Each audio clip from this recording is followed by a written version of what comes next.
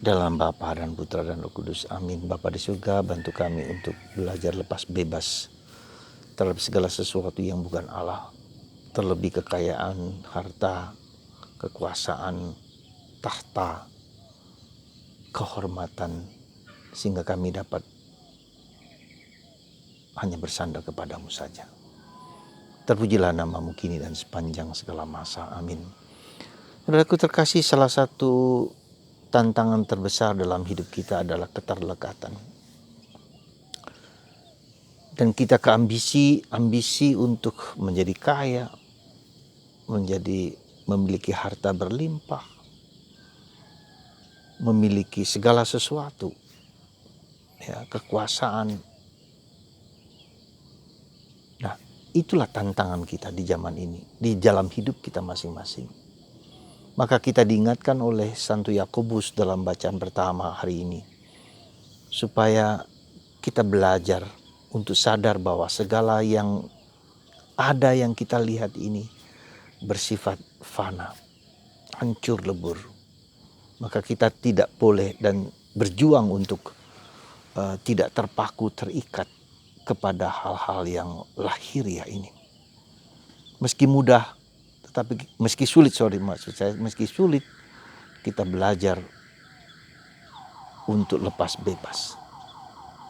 Itu yang pertama. Yang kedua, kita juga diingatkan oleh Yesus dalam bacaan Injil hari ini, supaya kita mampu dan dimampukan, ya, sekali lagi, untuk berbuat baik sekecil apapun. Berbuat baik sekecil apapun kepada orang lain.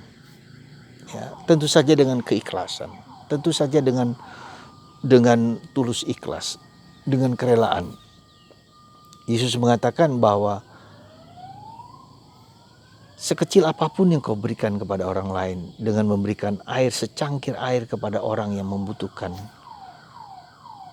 tak akan dilupakan oleh Tuhan. Jadi kita berjuang untuk selalu berbuat baik sekecil apapun kepada orang lain, kepada siapapun juga. Ya, itu yang harus kita ingat. Yang kedua, bahwa perhatikan sikap kita kepada anak kecil. Perhatikan sikap kita kepada orang-orang yang tak berdaya, orang-orang yang tak mampu mengubah hidupnya sendiri, orang-orang yang lemah, orang rapuh, orang kecil, orang lemah, orang rapuh. Ketika kita menyesatkan mereka, maka hukuman menjadi sangat berat. Sekali lagi, hukuman menjadi sangat berat ketika kita bertindak memperlakukan orang yang tak berdaya dengan semena-mena. Ya. Dan kita tahu, kita disadarkan betapa besar dan beratnya untuk segala bentuk penyesatan. Sekali lagi, segala bentuk penyesatan apa saja. Entah kita menyesatkan orang lain, entah tangan kita, entah pikiran kita, entah mulut kita, ya, segalanya, ya, dikatakan karena itu begitu besar, maka ketika tangan kita menyesatkan orang lain, penggal. Kalau tidak, mereka akan masuk ke dalam neraka, dan neraka dilukiskan sebagai api yang tak akan padam, ngengat yang begitu banyak, lukisan yang begitu luar biasa tentang neraka itu.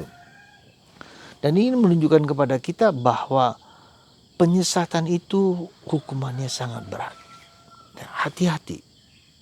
Hati-hati dengan kata-kata kita, hati-hati dengan pikiran kita, hati-hati dengan segala sesuatu yang membuat orang tersesat, ya. Maka kita bisa melihat hoaks, penipuan, kebohongan.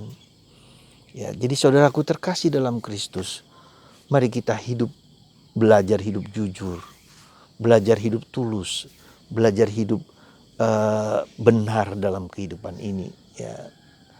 Sebab kalau tidak, sekali lagi kita diingatkan hukumannya cukup berat dan cukup serius.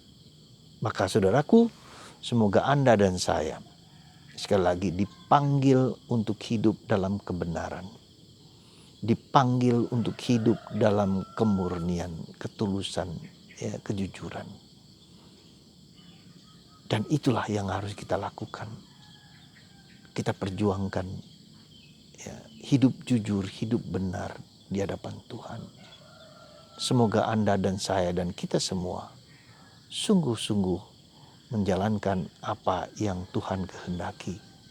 Dan lakukanlah yang baik sekecil apapun dengan penuh kegembiraan, dengan penuh sukacita. Sebab dengan perbuatan kecil itulah Tuhan akan mengingat perbuatan kita, meski seringkali dan harus dijalankan dengan ketulusan, ikhlas, kemurnian hati. Tuhan memberkati Anda dan saya dalam perjalanan hidup ini.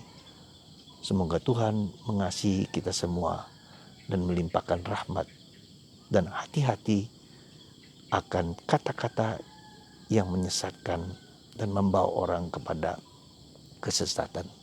Berkat Tuhan atas Anda semua dan kita semua, dalam nama Bapa dan Putra dan Roh Kudus. Amin.